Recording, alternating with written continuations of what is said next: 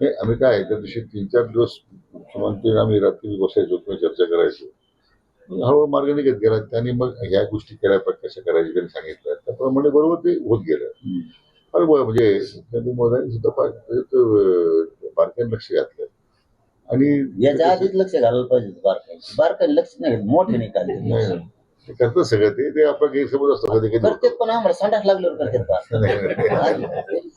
आधीच बारकाईने लक्ष घातलं सात होती. नाही, त्यांची भूमिका पहिल्यापासूनच चांगली आहे. मी इतक्या वर्ष काम करतो 3-4 वर्षापासून. आम्ही चांगलंच म्हणतात ना, मग पण आमचं फायना म्हणतो ना, हे प्रॉब्लेम. आता तुम्ही आल्यामुळे जुळलं रस्ता ते. आता कसं काय जुळलं कुणाला माहित, पण जुळलं. खड्डे खुड्डे भरून निघले डांबरे. तुम्ही व्हायला हे म्हणताय हेच महत्वाचं राहतं. म्हणजे आता मुख्यमंत्री साहेबांनी दादांच्या भरोश्यावर समिती करून केलं. समाजाची सरकारबद्दलची चांगली भावना यांच्यामुळे झाली हे खरं आहे, पण ती टिकणं सुद्धा आता तेवढी गरजेचं आहे. अंमलबजावणी करून मराठवाड्यातला मराठा हा कुणबी गॅझेटेअरच्या आधारे हे करणं गरजेचं आहे. मग मात्र मन जिंकली.